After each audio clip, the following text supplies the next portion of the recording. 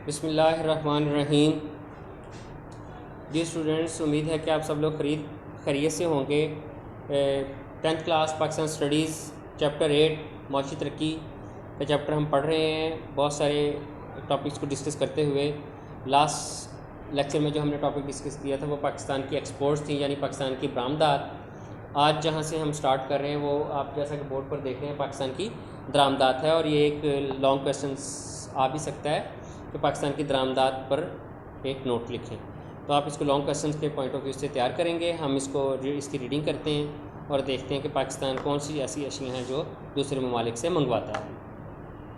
Pakistan economic सर्वे 2018-19 के दादोशुमार के मुताबिक पाकिस्तान की दरामदात का कुल हजम 45.47 बिलियन डॉलर है। पाकिस्तान की अहम दरामदात 10 झेल हैं।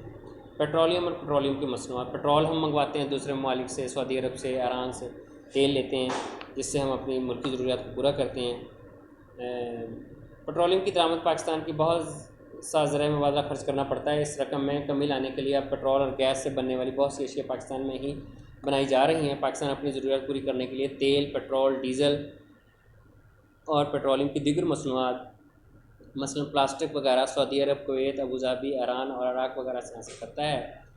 पाकिस्तान इकनॉमिक सर्वे 2018 इसके दादोशुमार के मुताबिक पाकिस्तान में पेट्रोलियम की मसनूआत की दरामद पर तकरीबन 8,002 मिलियन डॉलर खर्च किए। लोहा और फौलाद की कमी को पूरा करने और अपने कारखानों को चलाने के लिए लोहा और फौलाद और इससे बनी हुई दूसरी मसनूआत जर्मनी, बेल्जियम, बरतानिया, फ्रांस, अमेरिका, जापान, ऑस्ट्रेलिया वगैरह से दरामद की जाती हैं। पाकिस्तान में रूस की मदद से कराची में फौलाद साजी के लिए स्टील मिल कायम की गई। पाकिस्तान इकनॉमिक सर्वे 2018-19 के दादोशुमार के मुताबिक पाकिस्तान ने करीबन 1658 मिलियन डॉलर का लोहा और फौलाद की मसनूआत दरामद की। मशीनरी, टेक्सला में फौलाद और भारी मशीनरी बनाने का एक बहुत बड़ा कारखाना कायम किया गया है। मुख्तलिफ कारखानों के लिए भारी मशीनरी भी पाकिस्तान में तैयार की जाती है। ताहम बिजली के जनरेटर और आला दर्जे की मशीनरी अब भी मुख्तलिफ ममालिक से दरामद की जाती है। पाकिस्तान इकनॉमिक सर्वे 2018-19 के दादोशुमार के मुताबिक पाकिस्तान में मशीनरी की दरामद पर करीबन 4,604 मिलियन डॉलर खर्च किए। कीमियाई खाद, पाकिस्तान में कीमियाई खाद बनाने के काफ़ी कारखाने कायम हैं, लेकिन इसके बावजूद मुल्क की ज़रूरत पूरी करने के लिए खाद की कुछ इक़साम इराक़, ट्यूनिस, इटली और अमेरिका वगैरह से भी दरामद की जाती हैं। पाकिस्तान इकनॉमिक सर्वे 2018-19 के दादोशुमार के मुताबिक पाकिस्तान ने करीबन 716 मिलियन डॉलर की कीमियाई खाद बरामद की। खाने का तेल, पाकिस्तान खाने का तेल ज़्यादातर अमेरिका, श्रीलंका और मलेशिया वगैरह से दरामद करता है। पाकिस्तान इकनॉमिक सर्वे 2018-19 के मुताबिक पाकिस्तान ने खाने के तेल की दरामद पर तकरीबन 1454 मिलियन डॉलर 1454 मिलियन डॉलर खर्च किए।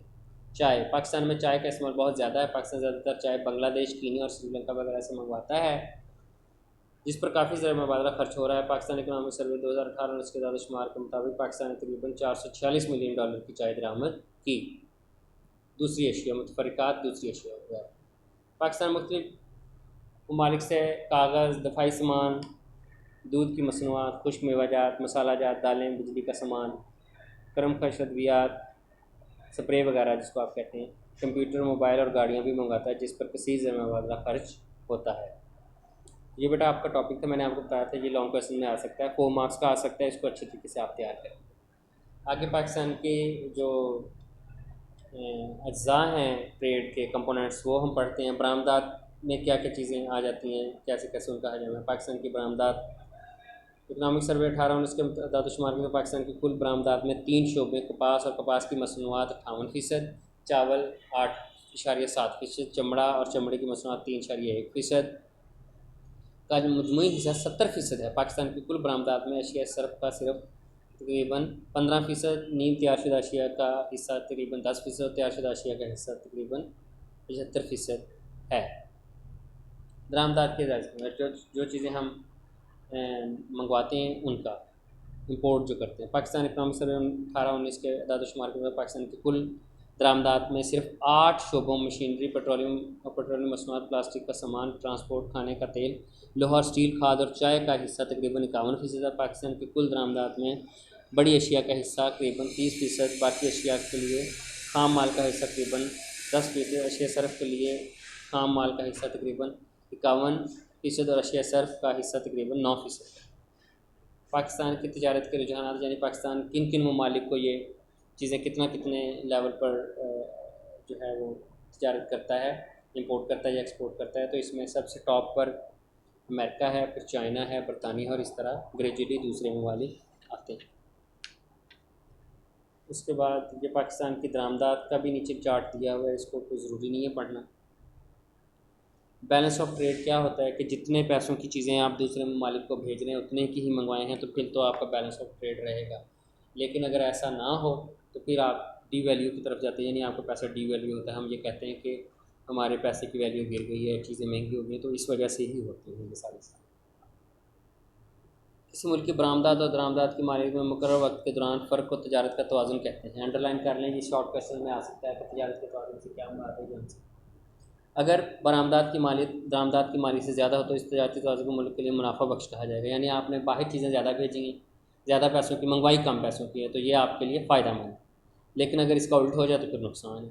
इसके बरक्स अगर किसी मुल्क की दरामदात की मालियत इसकी बरामदात की मालियत से ज़्यादा हो जाए तो उसे खसारा की तजारत करेंगे, जैसे हम कर रहे हैं। इस किस्म की तजारत मुल्क के लिए गैर मुनाफा होगी, जिससे मुल्की कर्ज का शिकार हो जाएगा। पाकिस्तान इकनॉमिक सर्वे 2018 और उसके दादोशुमार के मुताबिक पाकिस्तान की बरामदात $19.17 मिलियन, दरामदात $45.47 मिलियन थी। इस तरह पाकिस्तान की तजारत का खसारा 26.3% बिलियन अमेरिकन डॉलर है। इंतहाई इंपॉर्टेंट टॉपिक गुर्बत की अहम वजूहात, ये आपका टॉपिक है, गुर्बत की अहम वजूहात। इसमें शॉर्ट क्वेश्चंस के तौर पर ये आ जाता है गुर्बत के क्या असबाब हैं, उनके कैसे इक़दाम किए जा सकते हैं उसको ठीक करने के लिए।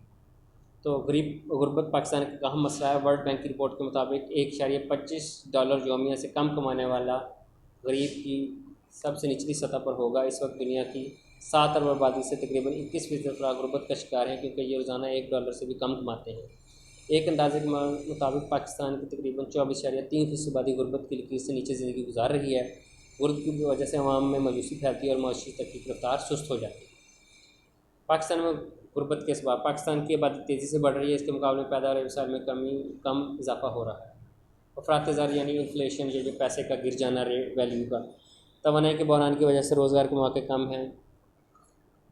नाख्वानदगी और टेक्निकल तालीम के कम होने से भी हमारे मुल्क में गुर्बत है। पाकिस्तान में माशी तरक्की की सुस्त रफ्तार है, तजारत सरगर्मियाँ महदूद हैं। मुल्की हालात की वजह से अंदरूनी और बैरूनी सरमायाकारी के मौके कम हैं। गुर्बत में कमी के लिए इक़दाम, मुल्क में अब ये इक़दाम अलग से शॉर्ट क्वेश्चन बन सकता है। मुल्क में मुख्तलिफ महकमों में नई मुलाजमें पैदा की जाएँ, नौजवानों के लिए कर्ज़े स्कीमें शुरू की जाएँ ताकि वो अपना कारोबार शुरू कर सकें। तलीमी इदारों में मुस्तहिक़ तलबा की इमदाद की जाए, अवाम को ज़रूरी बुनियादी सहूलतें फराहम की जाएँ, बैतुल माल और ज़कात फ़ंड से मुस्तहिक़ अफराद की इमदाद की जाए। ये आपके शॉर्ट क्वेश्चन तो हो गए। उसके बाद जो आगे आपका नेक्स्ट टॉपिक है पेज 104 पर, वो है पाकिस्तान की बंदरगाहों की अहमियत।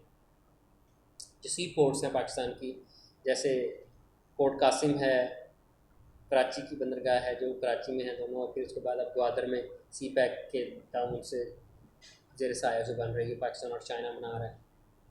पाकिस्तान की बंदरगाहें बहुत अहमियत की हामिल हैं। पाकिस्तान की तकरीबन सारी तजारत बहरी रास्तों से होती है। इस मकसद के लिए पाकिस्तान की सबसे पुरानी बंदरगाह कराची में है। यह बंदरगाह बैनुल-अक़वामी मेयार की हामिल है। यहाँ बहरी जहाज़ों, ऑयल टैंकर से सामान तजारत को लादने और उतारने की सहूलतें हासिल हैं। मुल्क की बढ़ती हुई ज़रूरियात की खातिर कराची से मशरक़ की जानिब बिन कासिम बंदरगाह तमीर की गई है। पहले मरहले में यहाँ जहाज़ ठहराने के 8 बर्थ बनाए गए हैं। बिन कासिम बंदरगाह पाकिस्तान स्टील मिल्स के करीब वाक़ है, लिहाजा उसे बड़े कारखानों के सामान और खाम लोहे की तस्दीक़ के लिए इस्तेमाल किया जा रहा है। सूबा बलूचिस्तान के साहिल पर चीन की मदद से जदीद सहूलतों के साथ एक नई बंदरगाह ग्वादर के मकाम पर तमीर की गई है। तजारत के लिए बंदरगाह की सहूलतों के साथ साथ बहरी जहाज़ों को भी अहमियत हासिल है, जो पाकिस्तान नेशनल शिपिंग कॉरपोरेशन के निगरानी में काम करते हैं। तजारती माल गैर ममालिक को पहुँचाने के लिए पाकिस्तान के पास कई बहरी और माल बरदार जहाज़ मौजूद हैं। ये जहाज़ मशरक़ में जापान और चीन की बंदरगाहों और मगरब में मुस्लिम ममालिक के अलावा यूरोपीय, बरतानवी और रियासत मुत्तहिदा अमेरिका की बंदरगाहों को माल पहुंचाते हैं और इन माल का पाकिस्तान लाते हैं और कसीर मुनाफा कमाते हैं। ये भी शॉर्ट क्वेश्चन जो है आपने लर्न करना है, कहाँ कहाँ हमारी बंदरगाहें हैं, बस यही एक आउटलाइन। उसके बाद पाकिस्तान की खुश्क गोदियाँ जो ड्राई पोर्ट्स होती हैं, हर शहर में होती हैं। ये सामान्य तजारत की नकल व हमल के लिए पाकिस्तान में पहली खुशगोदी 1973 में लाहौर में तमीर की गई, खुशगोदी में ड्राई पोर्ट। सी पोर्ट तो वो समंदर के किनारे होते हैं, ड्राई पोर्ट्स फिर जो आपके इन शहरों में होते हैं। इसकी कामयाबी के बाद कराची में 1976 में और ये मुख्तलिफ़ शहरों में कब कब तमीर हुई, ये बायस तजारत में मस्बत तब्दीलियाँ हुई जिससे तजारत में इजाफा हुआ। ये आप नेम पढ़ लेने, ये इंतहाई इंपॉर्टेंट शॉर्ट क्वेश्चन है, ये आप पढ़ लें नेम और साथ उनके सन लिखे हुए यानी ईयर्स जब वो बनी, ये आपको आने चाहिए। तो इस तरह बेटा टोटल मिलाकर ये 2 शॉर्ट क्वेश्चन ये 2 फिर पेज नंबर 103 पर हो गए। तजारत का तवाज़ुन 5वां शॉर्ट क्वेश्चन हो गया। और तजारत बस ये 5 शॉर्ट क्वेश्चन आपने लर्न करने हैं चैप्टर नंबर 3 के। और आज हमारा कम टाइम में चैप्टर नंबर 3 के जो 2-4 टॉपिक रहते थे वो ख़त्म हो गए हैं। इसका मतलब ये हुआ कि हमारा जो चैप्टर नंबर 3 है वो आज कंप्लीट हो गया। नेक्स्ट में हम शॉर्ट क्वेश्चन और लॉन्ग क्वेश्चंस को मैं आपको गाइड कर दूंगा कैसे करने हैं आपने। अब ये जो आपकी डायरी है ये है diary 5 short questions learn chapter 8 के 5 शॉर्ट क्वेश्चन लास्ट वाले जो मैंने आप पढ़ाए हैं ये आपने लर्न करने हैं। और इंशाल्लाह नेक्स्ट लेक्चर हमारा जो नेक्स्ट चैप्टर नंबर 9 है वो स्टार्ट करेंगे और साथ उसके हम जो है इसकी एक्सरसाइज भी करेंगे चैप्टर 8 की। तो इंशाल्लाह नेक्स्ट लेक्चर में फिर आपसे मिलेंगे। अल्लाह हाफ़िज़।